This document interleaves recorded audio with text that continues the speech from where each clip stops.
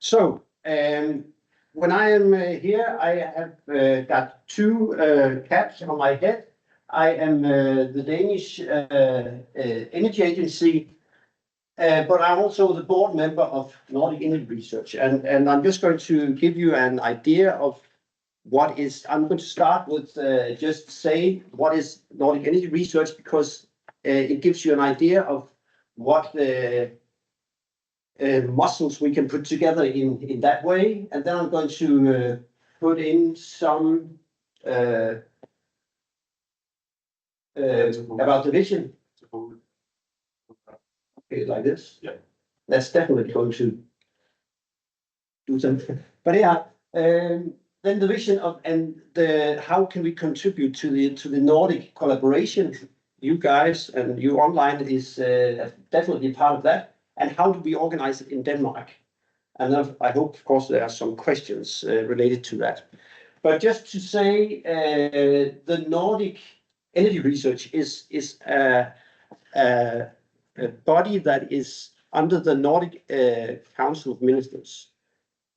The Nordic Council of Ministers was founded in 1979 to be able to kind of make as good as collaboration in between the Nordic countries. And just to say, there are actually more than, you can see that there are the 5 countries here, with Iceland, Norway, Finland, Sweden, and Denmark. And then we have got 3 more out here, is that we have the Faroe Islands, we have Greenland, and we have the Åland. It's quite, it's here. You can see the map.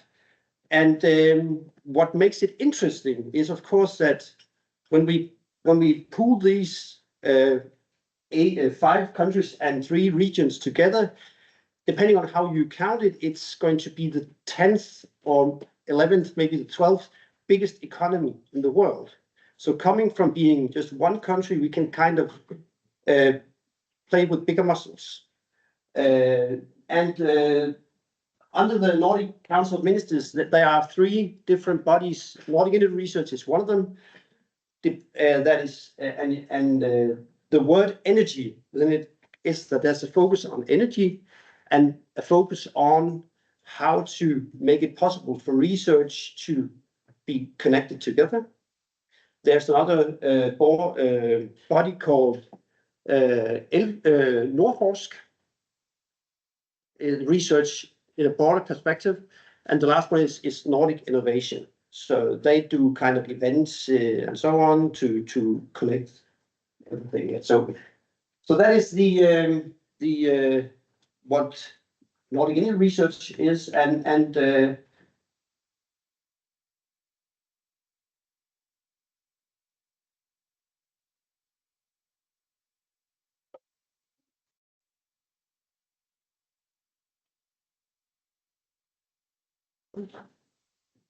it's just a short for the slides afterwards, that for those who are from other countries, then you can see that I'm here as a Danish representative. Here are the names of the different from the 8 representatives in the board, and the last, the 9th one is that the Council of Ministers have got a representative as well. So there is a way and entry to the board for everyone here. Yes. What is important is, of course, that there is something we call the Nordic added value, because that's what you always have to think about. Where is there a value that can be seen only in a Danish perspective or in an Icelandic perspective or Swedish? But then we have to look at the umbrella. Where is the added value on a Nordic level? And what has from the beginning of Nordic Energy Research, of course, these things has been there, but something has changed. The security of supply, and has got now 2 different things. One, security of supply is, of course, that there's electricity in the plugs, but it's also about having materials to be able to not be able to build the equipment that we need to the green transition. So two different types of security of supply has become more important now that there are things going on in our neighborhood that can challenge that. Of course, energy prices have always been a thing that has been common for the Nordic countries. On the electricity market, it has well connected. Green transport is definitely also a common thing. Electricity cooperation, as mentioned, power to X, public acceptance. And now you may think that these things are very broad and where is energy informatics and all this, but I'm sure that you can see them. They are everywhere in these parts because there are a lot of data and a lot of ways to optimize on all of these. Nordic Energy Research is doing some things here on behalf of the Nordic Council of Ministers, and I'll just show you here the vision of Nordic Council of Ministers, because what is the vision for it all is this: to become the most sustainable and integrated region in the world. It's broad, but it's also focused at the same time. So it gives you a lot of options to look into this. And of course, you can see a green word over here, a green Nordic region. You can see a competitive Nordic region and a socially sustainable Nordic region. So that's the Council of Ministers, the one we call Our Vision 2030. So there is a lot of things that can be broadened into or narrowed into your area of work. And the way that Nordic Energy Research has made the strategic goals within this vision is that we see the overall as the sustainable and secure energy supply. And we have put some focus areas, I'll just come back to them. And we talk about improved Nordic strongholds, because that's also important that we do something that we are already good at and we do it even better. And then the cooperation part. So I'll just explain a bit about what we have here. We have here written improve cooperation and knowledge exchange of framework conditions for renewable energy. I think it's tells quite good what it is. An increased focus of rolling out in infrastructure, more socially, economically, and environmentally acceptable energy transition, and more efficient, energy efficient sector integration and utilization of resources. And I guess you can see parts in it, especially down here, we can see a lot of potential for you to go. So in all of them, there are some broad things to look into, but with the focus on the overall idea of having a green and a sustainable region in Nordics, I guess you can see that there are some here.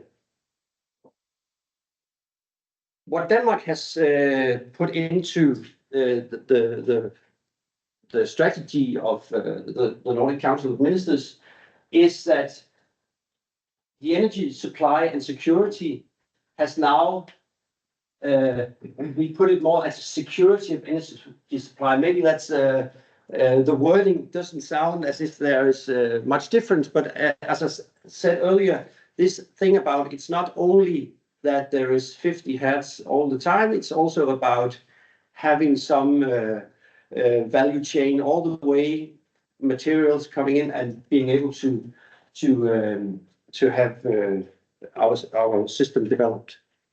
So and then we have the second one saying that the electricity market cooperation is very important. We have to have an electricity network infrastructure, and we have to have, and here we are very much about the flexible and smart energy systems. Flexibility is of course many ways to flexibility. I guess that you see them all the time. That's why you focus on how to make intelligent ways of balancing the grid by optimizing in different ways. And that has become a vision here that it should be strengthened as well. Ensure sufficient renewable energy production capacity. We see that, of course, it's also a good thing that we can be grid connected so that we can have the best out of the renewable energy production. And here there is some that I think we'll just have a bit more on these ones, because the cooperation part is collaboration here is that we would like to look into how to promote hydrogen and other new technologies. Hydrogen is quite an idea, and where is hydrogen in all this? It's much about having a distributed energy system where you can be able to upgrade the electricity to hydrogen to other things, and have a full value chain in the area. Cooperation on CCUS, climate and biodiversity crisis must be considered, and then development of and implementation of several energy storage technologies.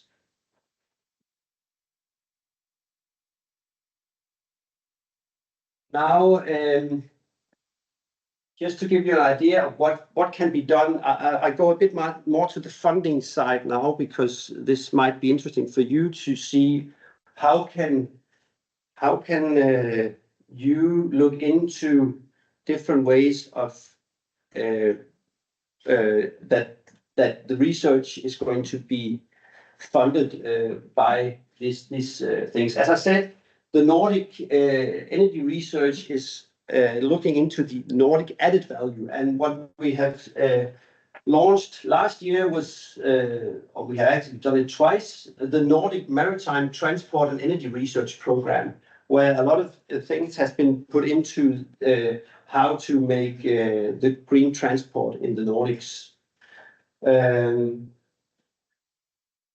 At the same time, with the financing of the research, there is a lot of analysis being done, and trying to put in new themes. And what we see as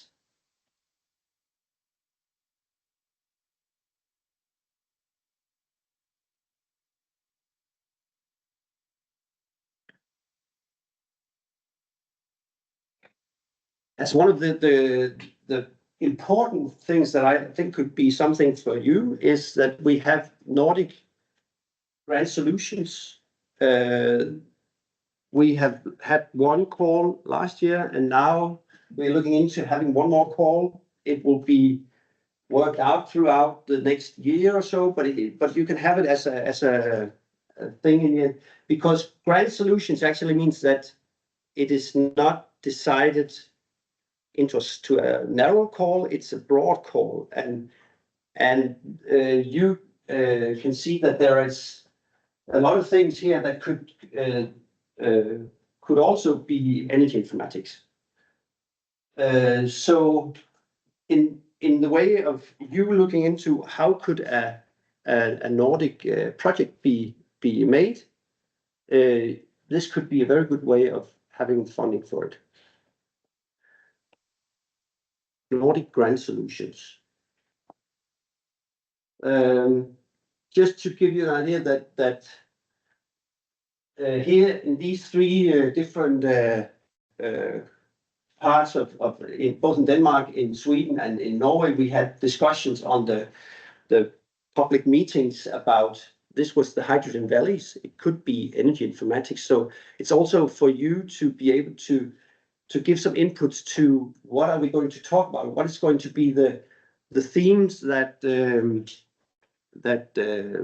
could be interesting for the publics. I mean, energy informatics is definitely important. So please give us some inputs about what we're going to talk to about the next being.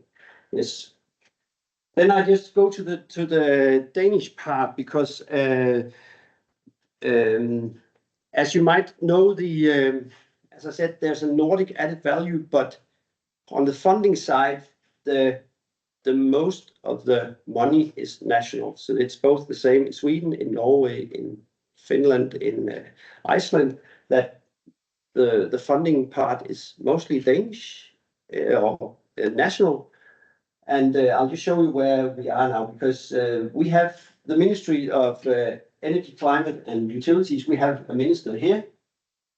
Actually, we have got two ministers. He's Dan Jørgensen here is taking care of the climate and the external connections. Then we have the Energy Agency where I'm situated. I think we have something from EnergyNet as well sitting here. So this is the ministries, all the different parts, bodies in that. And when we go to the Energy Agency, we have also different electrification. We have all different ways to go into. So just to give you an idea that if you need some help on analysis or whatever, you can look into this. And where I'm situated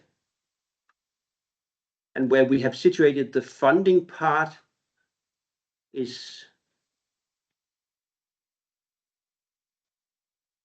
here. So in my department, we have all these different pools. They are all different ways of getting funding for projects. It could be, the first ones are Danish one, and then there are also IEA activities and the research in Nordic energy. And so all parts of funding for RD&D is situated in my department. And just to give you an idea of what is we have like 500 million kroner per year to do development in Danish projects. We have for IEA, we have 25 million. CETP, I'll just get back to that, what the CETP is. And then for the Nordic energy research, we have 6 million each year. So of course, you have to be very focused when you come to find what is the Nordic added value, because, and maybe you can find some way to combine, I mean, making a Danish project with an overhead on. And this webpage, EnergyInformatics.Academy, just to show you that here you can find all the projects that are already funded, and you can kind of make a filter. You can draw out a list, and you can see all the reports when they're finished. Smart grid and energy systems, you can see quite a large number here. UDP, as I said, is the largest one with more than 1,000 projects throughout times.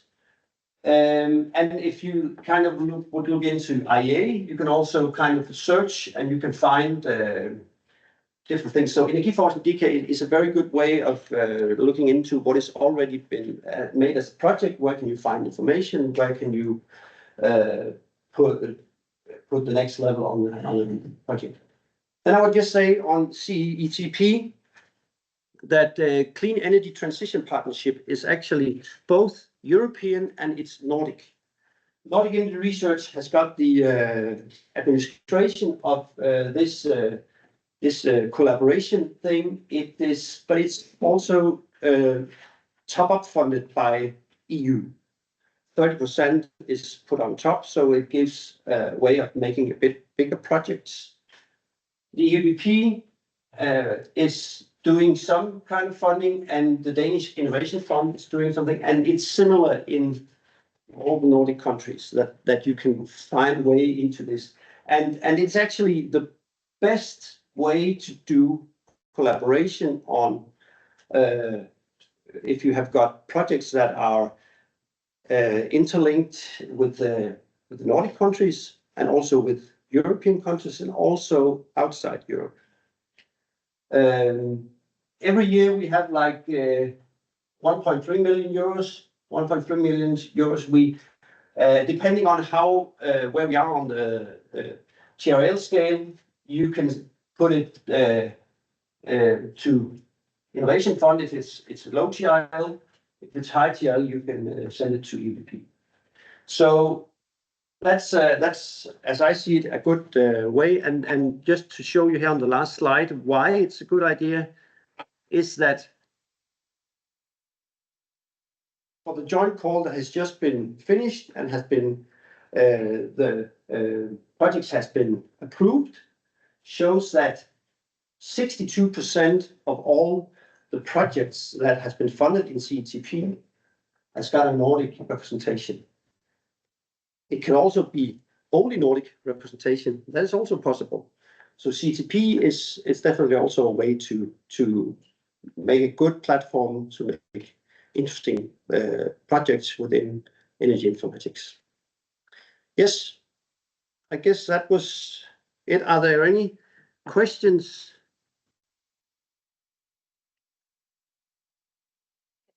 I have a question. Gunnar Rode, Danish Technology Institute. Thank you a lot, Claus, for the presentation. You started by saying that the Nordic countries together form, of course, somehow a larger economy and thereby can do something more. From a technical point of view, I also think that the collaboration of the Nordic countries is very interesting, since you have the different countries with the different energy focus, wind, geothermal, nuclear, water power, microgrid, sector coupling, and you have distributed islands with many people or with few people and things like this. So I think the Nordic countries can also develop and showcase a lot of future energy technologies and their integration. But I sometimes have the feeling that from the administrative and political and also the funding focus, we are very much focusing on technological products and systems, instead of also taking the infrastructure and the energy pathways and something like this with them. It's also very difficult to get funding for something that is infrastructure related in the Nordic compared to other countries. Can you say something about why this seems not to be so much of a focus point? Yes, Gunnar, of course, I can say that the one of the things is that, of course, where does the money come from? It's always an idea, and the where most of the money today is accessible is the gap between research and to the markets, to have the valley of death, as we call it. How can we make the upscaling part? And of course, we all know that you are in the cheap end, right? So it becomes more and more expensive, and of course, that's one of the explanations that the idea of creating growth and employees will pay back some of the investment. So that's why the money is bigger there. But it's definitely not a question of what is most important. I mean, the research is definitely important. The development is also important, and so on. So the idea is, I would say that the business part is of course, because it's easier for politicians to say that we get something back, money back, and then of course, so you can also kind of here in this room, if you can be able to say, okay, this is going to be come back in some way. So that was one question, and you said something else, Gunnar, about the what is important in the infrastructure. Is that it? Yeah. What is things that are mature technology is very difficult to fund, because it's going to unbalance the market. So if you so it's state aid. So state aid rules is actually where you say this cannot be. So it's just a matter of what is legal to do. And the EU state rules has made some exemptions within the research and development, it's actually it's possible to fund something there because it's not seen as it's unbalanced that you give an advantage to one company except for another. So it's technical actually, all of it. So state aid rules, I think, is the main the boring question, or boring answer actually to that. Yes. I also have one, Claus. I was thinking now when I was sort of sitting and looking at the picture, very nice picture of the whole Nordic region, including Greenland, and we have the Arctic. And geopolitical, there are so many things, of course, going on, and we just came out of COVID. So I was thinking this whole aspect of resiliency, both, energy resiliency, but also resiliency in the sectors that is dependent very much on energy. Like just the whole, like food supply chain, also with greenhouses and cooling houses, and keeping the society running in case of either a pandemic or in case of, like we saw with the Ukraine invasion, and suddenly we cut off Russian gas, meaning that the Germans are very, very happy to import more the energy that is being produced in Denmark. So maybe we don't share so much with our Nordic brothers if we have this open market.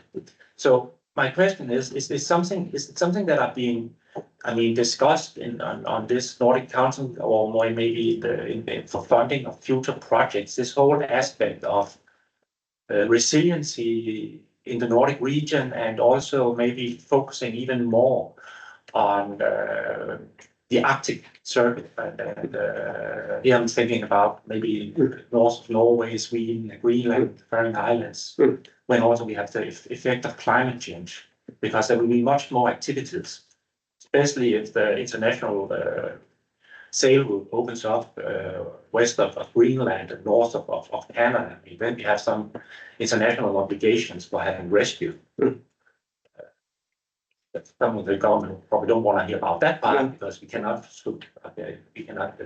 apply that service or live up to our responsibilities today. But I could imagine that much more will also have to happen up along the west coast of Greenland, when it comes from an energy perspective. Yeah.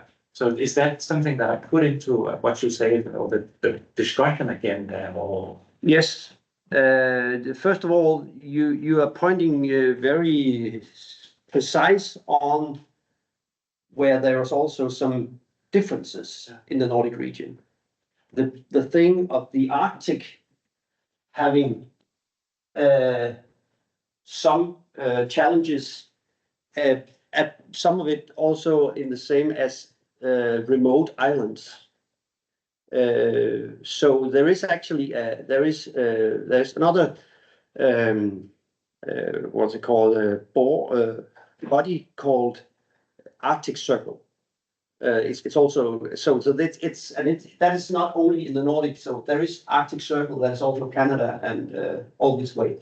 We had a big conference in Iceland last autumn, I think, where there's so much interest in it, and that's how can you say, there is the focus on this specific, but in the Nordic energy research focus, we have the small, I think we call it small island, and that's Åland. Of course, it's the Faroe Islands, and also some of the islands in on top of UK.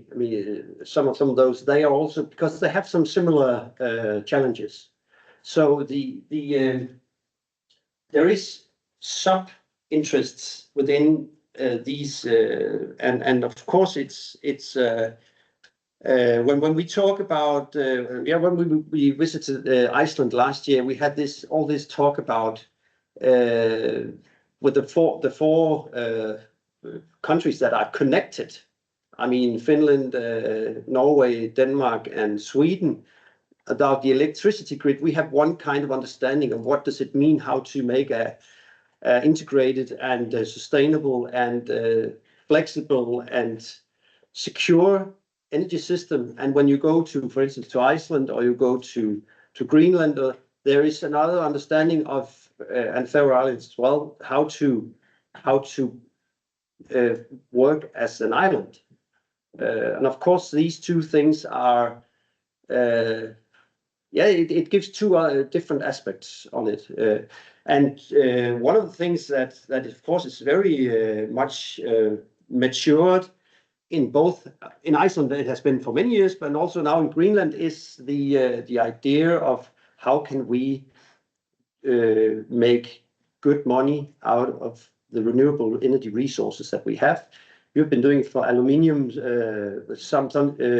to use all the water and thermal heating to create a valued product.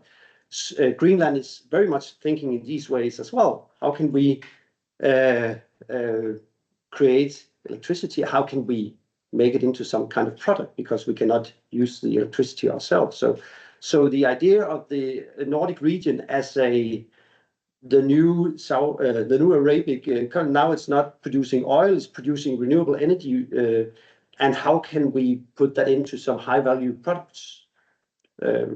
Is quite common, I would say. Yes. Yeah. I might have one more, and this is a bit critical.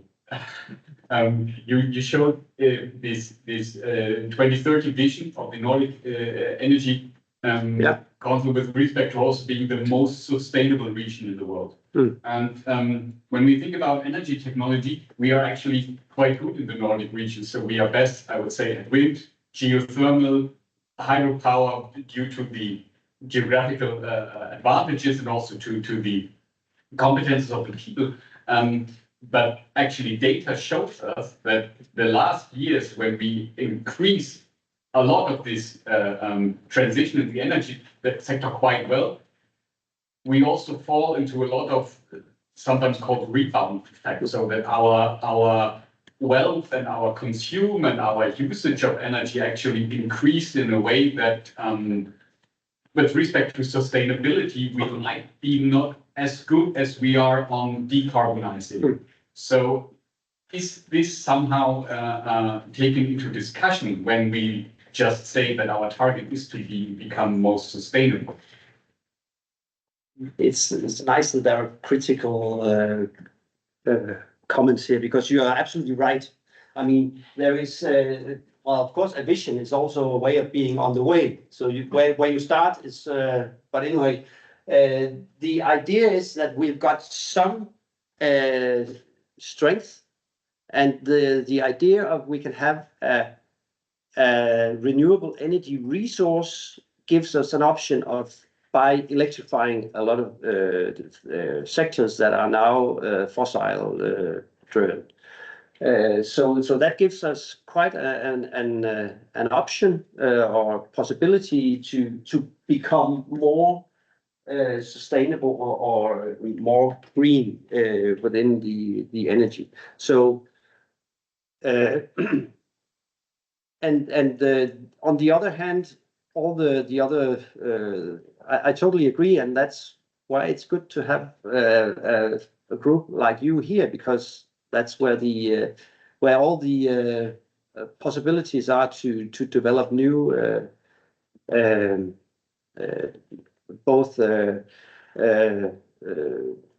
modeling and to make new technologies that can do it as efficient and flexible as possible. So the flexibility is definitely going to be something. So no, we are not good enough. Yes, I totally agree. If I may, there was one word I would like to change on your slide. On this slide? Yes. Yes. So, because we say the Nordic region will become the most sustainable, and then you have integrated. I think I would like to change that to energy independent region in the world. Because the thing is actually with many of the activities we have when we talk about build out with our energy island, we talk about hydrogen, we talk about all these things. Yeah. And it all point in one direction. We become independent. Yeah. It also means that we will not be affected so much by what happens on the geopolitical agenda. Yeah. Because we don't need to care. I mean, we are not dependent any longer on fossil fuels. So I think somehow that might be. Yeah, you're absolutely right. That the minds, this is all about independence. Yeah. And as you maybe remember, going 2 years back, Ukraine, the war started, and all of a sudden, I would say all of a sudden, but this focus on being independent from somebody we don't want to be depending on, it makes it interesting to be the ones who can do it ourselves. So we will not get in the same way as Germany. No. But I think it becomes. Independent is definitely a good word in this. I'll bring that on, and I'll give you the copyright on the thing. I think, we should prioritize the physical participation. Of course, we also have online participants, and we know we have some questions. Yeah, so we have George from Karlstad University in Sweden, and he has a question regarding the possibility of collaboration between the energy challenge from the Nordic countries and Japan. Good question.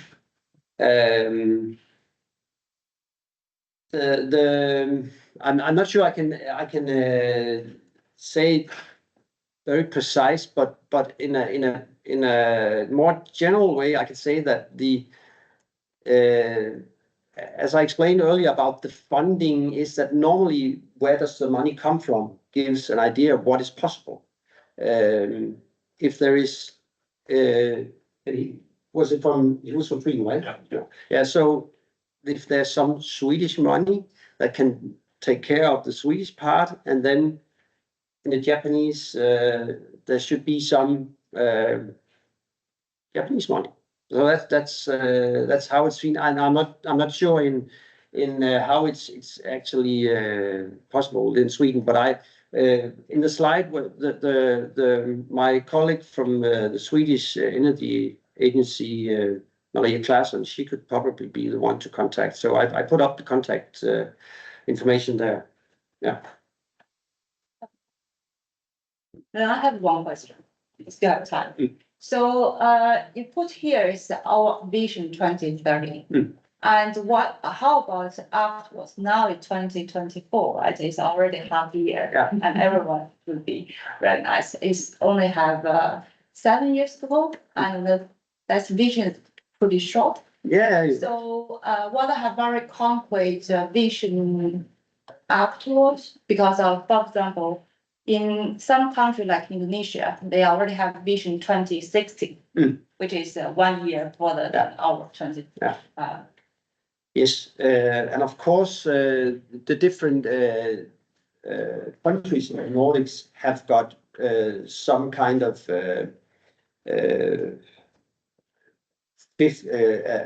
some visions for 2050, 2060, and so on. And Denmark has got the same. We've got this 2050 goal that is now becoming a 2045 goal about being zero carbon or carbon neutral. The same is all the Nordic countries has got more or less the same focus on their show. So of course this vision is quite short, but if you look on the long term, it will be very much related to the Danish visions as well, of becoming climate neutral. And then the years is a bit different depending on which country you're looking into. But on the Nordic Council of Ministers, this is as far as they see. Yes. Any more questions? Otherwise, I would like to also have a last question that to ask, since we talk about Nordic context. And as a researcher, actually, we had some experience with this Nordic energy research and also city EP. And one thing we experience is, although we are this Nordic context, have relatively similar culture and geographic locations. However, we have so many differences especially the regulatory format and also this requirement and the setup. So we see the differences, actually significant differences, like for UTP, and it's very much focused on this high TRL. It means it's focused on the industry perspective, and like for in Norway, we experience actually the company cannot get any funding grants from the application. They need to put into the money.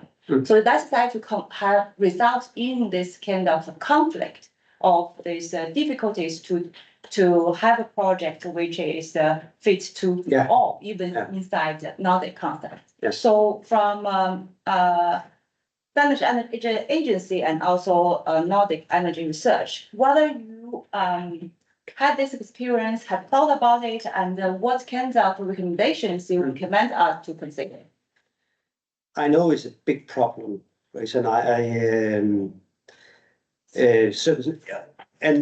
so again, to come back to the question raised before about where my answer is, where does the money come from? And the money and this gives a profile of how much common pot can we make, and of course a common pot is the very best thing we can do. What we have done in Nordic Energy Research is that the 8 million Norwegian krones that we give to Nordic Energy Research is with no limits. I mean, they can be put into a common pot, and that's what all the countries they do. So we can make like the Nordic challenge, or Nordic grant solutions. What we do is that they are no restrictions on whatever is specific for one country. It's only like you need that the collaboration is important. So that would be that you have got 2 countries or 3 countries. But I really understand what you say. And every time we find some money that is, can you say, with not that many restrictions on, we try to push them out to make these good projects, because a lot of times it's technical things that kind of makes them not as attractive, right? Because I guess sometimes you say, oh, how can we make a project round of this? And of course it's not ideal for the project or for the application that it's so it's in focus, but it really depends on what how the money they come there, and the one we have in the UDP, because a lot of the Danish money is coming from the UDP pool, and they are limited in some ways to kind of have their own set of rules. So that's why we do it, but we try to do it as simple as possible. But please contact us every time. We would like to kind of being able to explain it, because it's not always easy to read what the restrictions are. Maybe we can explain them a bit more. So contact us in the secretariat. We would like to help you. Right. Thank you. So if there's no more questions, then we can thanks to Claus again. Sure. Yes, please.